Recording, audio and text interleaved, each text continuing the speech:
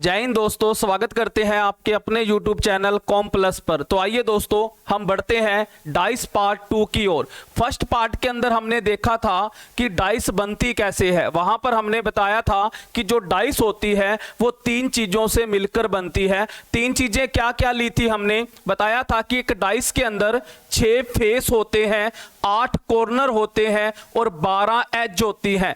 जिसने ये पार्ट नहीं देखा तो वो वहां जाकर सिंगल डाइस का जो पार्ट है वो देख सकता है। अब हम बढ़ते हैं सेकंड यानी कि डाइस पार्ट 2 के अंदर हम देखेंगे कि जब क्वेश्चन के अंदर आपको 2 डाइस मिल जाएं, यानी जब आपको एग्जाम के अंदर 2 डाइस देखने को मिले तो आप उसका जो आंसर है उसको सोल्व आउट कैसे करोगे उसका जिक्र करेंगे। जैसे मैं एक एग्जांपल ले रहा हूं, जैसे मैंने लिया 1 2 3 4 और 5 6 ये डाइस और पूछा मैंने कि 5 के विपरीत अंक बताइए। 5 के विपरीत अंक यानी 5 के जो पीछे वाली पलक है या अपोजिट जो डिजिट है वो आप कैसे बताओगे। अब ये क्वेश्चन है, जैसे मैंने फर्स्ट वीडियो में बताया था पहले पार्ट के अंदर कि जब एक डाइस दे रखी हो तो आप उसका आंसर कैसे बताओगे। इसके अंदर आपके पास 2 डाइस हैं तो आप उसका आंसर कैसे बताओगे। तो याद रखिएगा, जब भी 2 डाइस आ जाए तो आपके सामने 3 सवाल खड़े हो जाने चाहिए,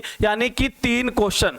अगर आपको वो 3 के 3 टाइप पता है, आप ये भी कह सकते हो कि जब भी 2 डाइस पर क्वेश्चन आता है तो वो यानी दोनों के दोनों जो डाइस है उसके 3 पार्ट होते हैं। अब ये पहला पार्ट देखिए, आपको यहां दिख भी रहा होगा कि इस दोनों की दोनों डाइस के अंदर पलक के अंदर जो अंक हैं वो अपोजिट हैं, यानी जो पहली डाइस में नहीं है वो दूसरी में नहीं है। यानी 1 अगर इधर है तो उधर नहीं है, 3 इधर है तो उधर नहीं। कहने का मीन इसको हम क्या नाम देंगे, इसको हम कह सकते हैं अपोजिट अंक। अपोजिट अंक का मीन कि दोनों के दोनों डाइस के जो अंक हैं वो समान नहीं है। और यहां पर ये याद रखिएगा कि यहां पर ये जरूरी नहीं कि नंबर मिले, हो सकता है रंग डाल रखे हो, यहां लाल, यहां पीला, यहां गुलाबी, यहां नीला, हो सकता है यहां साइन डाल रखे हो। तो ये पहला केस है, आपने ये देखना है कि जो दोनों डाइस के अंदर जो मैटर दे रखा है, मैटर कुछ भी हो सकता है, तो आपने ये देखना है कि वो मैटर समान है क्या नहीं है, यानी कि असमान है। तो उस केस में आपने क्या करना है, यानी कि अप पार्ट को अप यानी ऊपर वाले के विपरीत ऊपर वाला हो जाएगा कि 1 के जो विपरीत अंक आएगा वो 4, यानी 1 के पीछे जो अंक लगा होगा वो 4 लगेगा, लेफ्ट के राइट वाला लगेगा, यानी लेफ्ट के राइट। देखो जैसे मैं खड़ा हूं, ये राइट है ये लेफ्ट है, तो यानी इधर से लेफ्ट तो इधर से राइट, उसके बाद जो बचे वो आपस में विपरीत हो जाएंगे। तो हमारा आंसर क्या आया, 1 के पीछे जो पलक है वो 4 है, 3 के पीछे क्या है 2 है और 6 के पीछे क्या है 5 है। तो ये आपने किस केस में करना है, जब आपको दोनों की दोनों डाइस के जो अंक हैं वो आपको असमान मिले, यानी कॉमन नहीं होना चाहिए। आप इसको नो कॉमन कह सकते हो। क्या बोल सकते हो, नो कॉमन असमान। एक और एग्जांपल लेते हैं, क्लियर हो जाएगा। जैसे मैंने क्या लिया, 2 डाइस ले रहा हूं, यहां मैंने A B C D E और F। यहां पर आपने बताना है कि A के विपरीत क्या होगा, C के विपरीत क्या होगा और E के विपरीत क्या होगा। अब आपको मैंने अभी बताया, तो बताइए कौन बताएगा। तो अभी देखिए स्टूडेंट है एक, वो बताएगा, इसको क्लियर किए करेगा।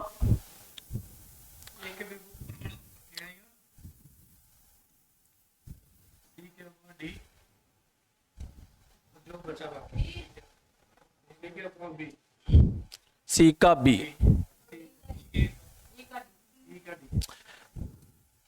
देखिए इधर ध्यान दीजिएगा कि यहां पर हमने अभी सिखाया कि दोनों के दोनों जो अंक हैं वो कॉमन नहीं है। तो मैंने क्या बताया कि ऊपर का ऊपर वाला रहेगा ए का एफ रहेगा, सी का बी रहेगा। इधर देखिए ना, सी का बी, इधर से इधर वाला, उधर से उधर वाला, यानी यहां पर सी का बी रहेगा और ई का क्या रहेगा, डी रहेगा। तो ये थी हमारी फर्स्ट स्टेज, जब आपको क्या मिले, नो कॉमन, कोई भी अंक समान ना मिले। तो अब हम बढ़ते हैं सेकंड स्टेज की ओर। पहली स्टेज थी, सेकंड स्टेज में देखेंगे यानी वन कॉमन का मीन एक अंक आपको समान मिलेगा। जैसे मैंने एक एग्जांपल लिया, एग्जांपल के माध्यम से लेते हैं क्वेश्चन को। जैसे मैंने लिया 1 2 3 5 5 और 6। अब इन दो डाइस को देखिए ध्यान से आपको क्या मैंने पूछा कि 1 के विपरीत बताइए, 5 के बताइए, 6 के, यानी कुछ भी पूछ सकता है। जो वो अंक है आपसे कुछ भी पूछा जा सकता है।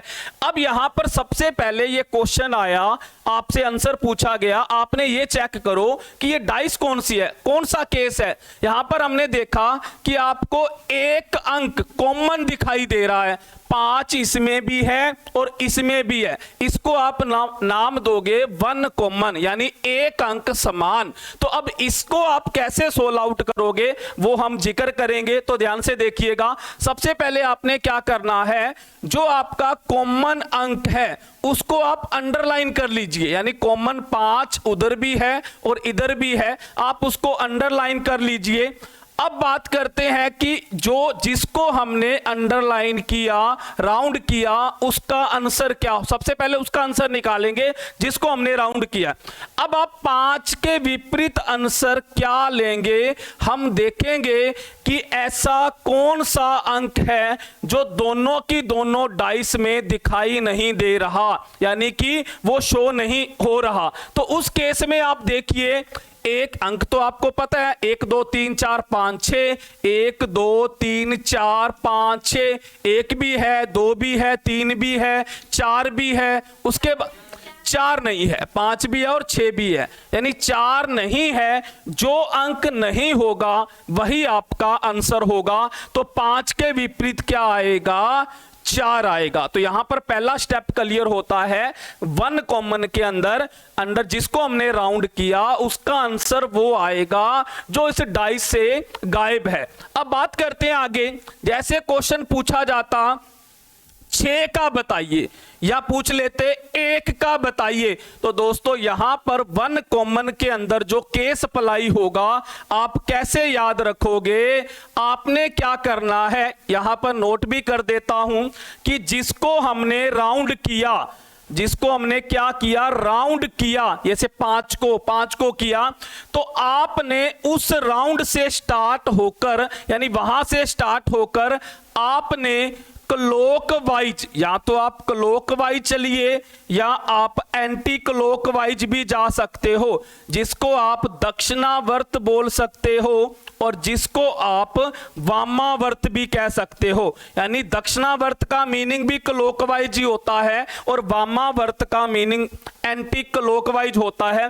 जहां आपका मन करे उधर चलो, या तो आप घड़ी की दिशा में चलो या घड़ी की विपरीत दिशा में चलो। यहां पर यह चीज ध्यान रखना कि आप दोनों डाइस में बराबर चलोगे। ये नहीं होना चाहिए कि एक डाइस में तो आप क्लॉकवाइज चलो, दूसरी में आप एंटी क्लॉकवाइज चलो। सेम चलोगे, चाहे क्लॉकवाइज चल लो चाहे एंटी क्लॉकवाइज चल लो। मैं चलता हूं क्लॉकवाइज, तो मैं जिसको राउंड किया वहां से स्टार्ट होना है। 5 को किया 5 से। अब बताओ, घड़ी जब क्लॉकवाइज चलती है तो घड़ी कहां जाएगी, 1 में। इधर 5 से 1 में गई, उधर 5 से कहां जाएगी, 2 में जाएगी। तो क्या आ गया, 1 का आंसर क्या आया, 2 आया। फिर घड़ी 1 से 6 में गई, इधर 2 से 3 में गई, तो 6 का क्या आया, 3 आया। तो इस तरह से आप जब वन कॉमन का केस आएगा तो आपने आंसर देना है। एक उदाहरण और ले लेते हैं, अच्छी तरह से समझा जाएगा। जैसे मैंने क्या लिया,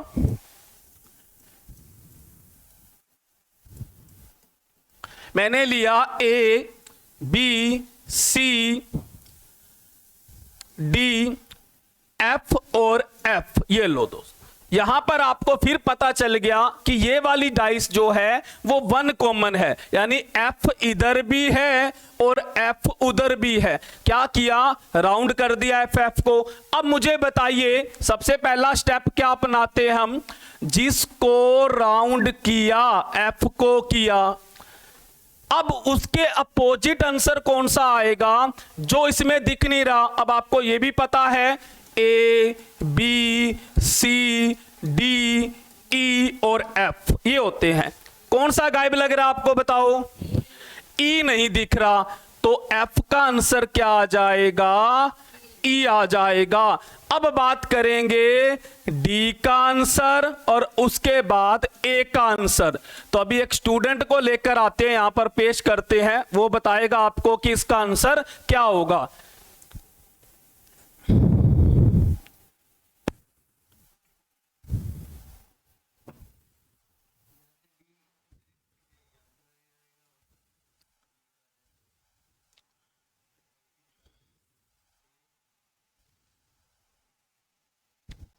C। तो यहां पर स्टूडेंट ने बताया कि D का आंसर F आएगा और A का आंसर C आएगा। तो सारे बच्चे कमेंट में बताएंगे कि क्या ये सही है या गलत है।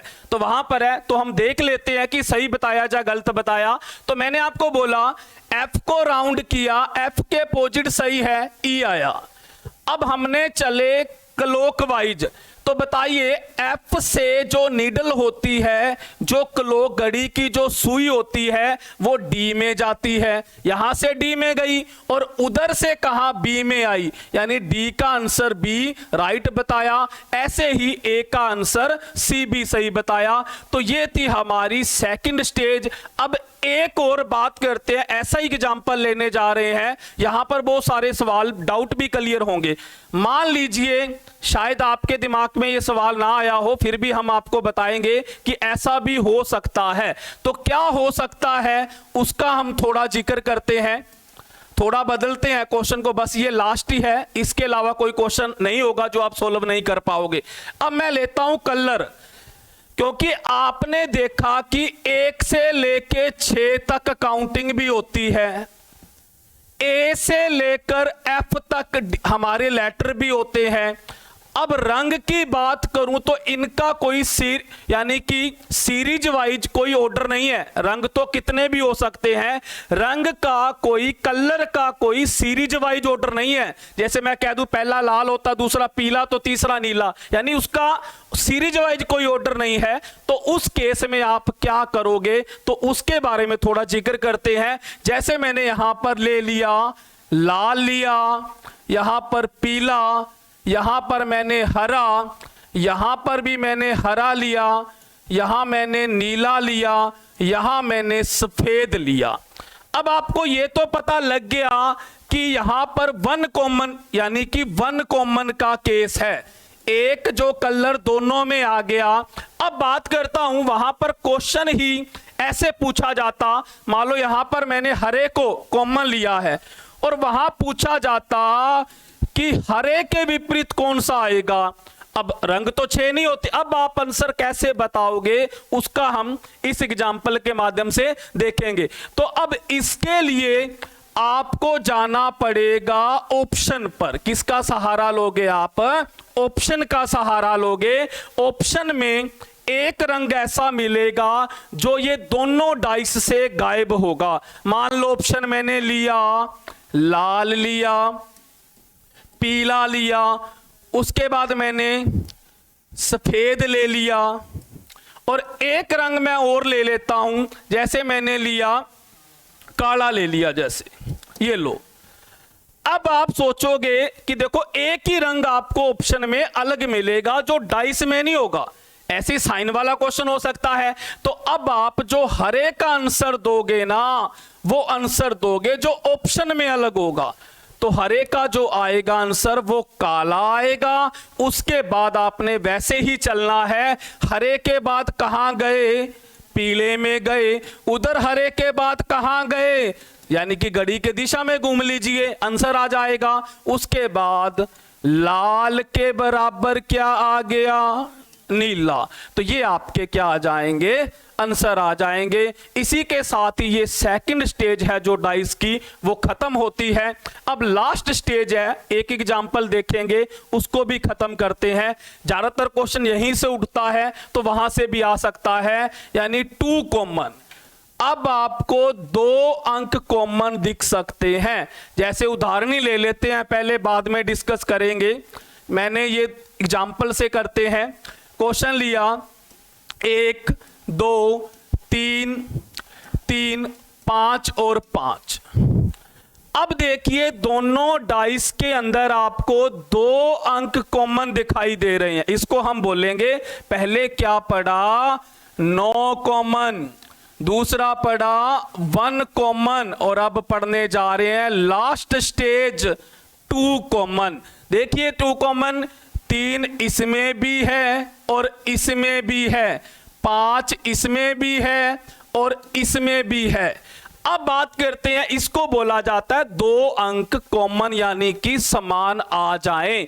अब वहां पर आंसर पूछ ले, 1 का बताओ, 5 का बताओ, 3 का बताओ, वो कुछ भी पूछ सकता है आपसे। तो अब इसको कैसे सॉल्यूशन तक लेकर जाएंगे तो सीखिएगा।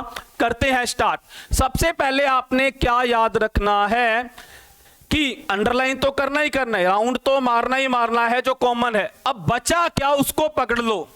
इधर से 1 बचा, इधर से बचा 2, यानी चॉइस हो चुकी है। 3 और 5 की चॉइस हो चुकी है, कॉम्बिनेशन यहां पर बन चुका है। बचते हैं 1 और 2, यानी जो 1-1, देखो जब 2 कॉमन हो गए दोनों साइड तो 1-1 बचेगा। तो जो 1-1 बचा ना, वो आपस में विपरीत हो जाएंगे। आप उसको गारंटी के साथ कह सकते हो 101%, यानी वो आपस में विपरीत होंगे ही होंगे।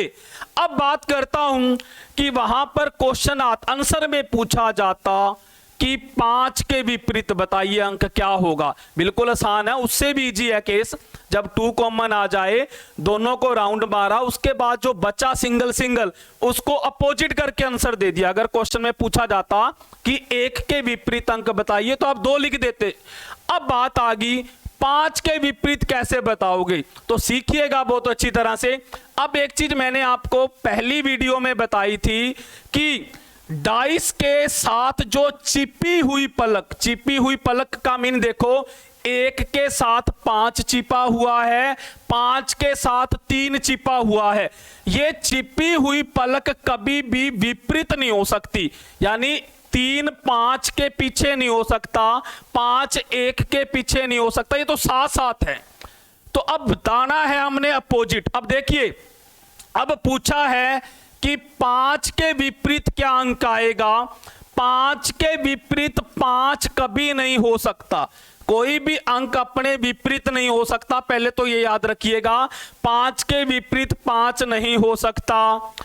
ना ही 1 हो सके, ना ही 2 हो सके, क्योंकि उन्होंने तो जोड़ी बना ली अपनी 1 और 2 ने, तो यानी 1 और 2 तो पहले ही क्या हो चुके हैं, अपोजिट हो चुके हैं। तो 5 के विपरीत 1 और 2 तो हो ही नहीं सकता, इम्पॉसिबल है। तो यहां पर 5 भी कटा, 1 भी नहीं हो सकता 5 के विपरीत, 2 भी नहीं हो सकता। अब इधर आ जाओ, 5 के विपरीत 3 भी नहीं हो सकता। क्या नहीं हो सकता, क्योंकि 5 के साथ चिपी हुई पलक है, वो भी विपरीत, क्योंकि 5 के 3 साथ बैठा है तो विपरीत कैसे ले जाएगा। अब बच गए कौन कौन से, एक तो बचा 4 और एक क्या बचा 6। तो आप आंसर क्या दोगे, 4 और 6। आप वहां पर जो टिक करोगे ऑप्शन को ना, वो करोगे 4 और 6 को करोगे। अब यहां पर क्वेश्चन को मैं लेके जा रहा हूं स्टूडेंट की ओर, कि मैंने पूछा कि 3 के विपरीत अंक कौन सा होगा। तो अब ये क्वेश्चन स्टूडेंट की तरफ जा रहा है। अब इसका रिप्लाई स्टूडेंट करेंगे कि 3 के विपरीत कौन सा अंक होगा। तो देखते हैं कौन स्टूडेंट आगे आता और इसका जवाब देता है।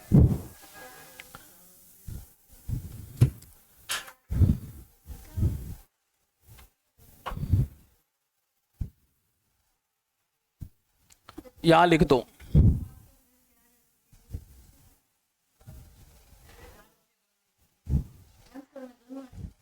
क्या क्या दोनों आएंगे? 4 और 6 दोनों आएंगे? ठीक है, 4 और 6। इस स्टूडेंट ने बोला कि इस 3 के विपरीत भी 4 और 6 आएगा, भी 4 और 6 आएगा। थोड़ा देख लेते हैं, हम भी इसकी साइड बढ़ते हैं। तो देखिए और समझाने की कोशिश करते हैं इस टॉपिक को। अभी मैंने आपको बताया, अब पूछा गया है कि 3 के विपरीत क्या होगा। क्वेश्चन है हमारा 3 के विपरीत। अभी देखो मैंने समझाया आपको अच्छी तरह से कि 3 के विपरीत कभी 3 तो हो ही नहीं सकता, 1 कट गया। 3 के विपरीत 1 और 2 भी नहीं हो सकते, क्योंकि उन्होंने तो पहले ही वो अपोजिट है, वो तो हो ही नहीं सकते। 3 भी निकला, 1 भी निकला, 2 भी निकला। अब 3 के साथ 5 बैठा है, वो भी नहीं हो सकता। 3 के साथ क्या बैठा है? 5, तो 5 भी नहीं हो सकता। बचा कौन कौन सा नंबर बताइए? 4 और 6। ये हमारा क्या आ जाएगा? आंसर आ जाएगा। तो दोस्तों ये थी हमारी आज की सेकंड यानी कि दूसरी वीडियो के अंदर सेकंड पार्ट के अंदर हमने देखा कि जब क्वेश्चन के अंदर 2 डाइस आ जाए तो हम कैसे उसका सॉल्यूशन तक लेकर जाएंगे। तो बस दोस्तों इस वीडियो को हम यहीं स्टॉप करते हैं। वीडियो अच्छी लगे तो ज़्यादा से ज़्यादा शेयर और लाइक कीजिएगा। थैंक यू दोस्तों।